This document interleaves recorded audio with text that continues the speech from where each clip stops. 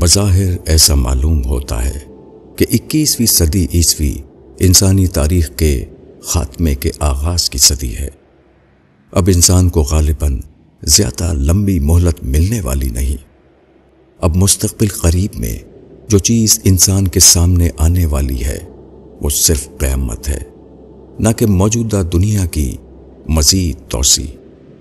حدیث میں بتایا گیا ہے کہ قیامت اس وقت آئے گی جبکہ دنیا میں کوئی اللہ اللہ کہنے والا نہ رہے۔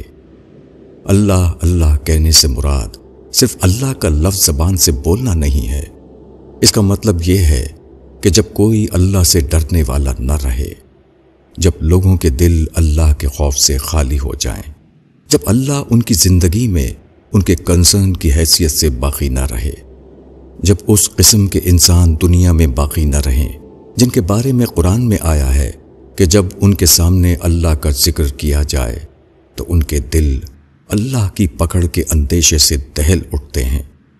موجودہ زمانہ بلا شبہ ایسا ہی زمانہ ہے۔ آج خدا کی دنیا میں کوئی ایک بھی انسان ایسا نظر نہیں آتا جو حقیقی معنوں میں اللہ سے ڈرنے والا ہو، نہ مسلمانوں میں اور نہ غیر مسلموں میں۔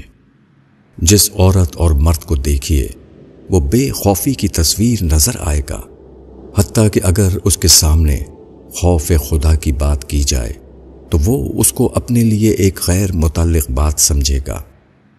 اس معاملے کی ایک علامت یہ ہے کہ آج کے انسان سے جب یہ کہا جائے کہ قیامت قریب آ گئی تو وہ اس کو غیر اہم سمجھ کر کہتے گا، ہنوز قیامت دور است، ابھی قیامت کہاں آنے والی ہے۔ کوئی اس کو اس طرح نظر انداز کر دے گا جیسے کہ وہ کوئی قابل غور بات ہی نہیں۔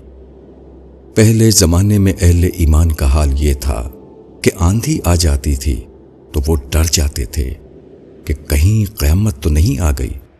آج کے مدعیان اسلام کا یہ حال ہے کہ گلوبل وارمنگ کی صورت میں نیچر مسلسل اذان دے رہی ہے، اس کے باوجود کوئی اس موضوع پر سنجیدگی کے ساتھ سوچنے والا نہیں۔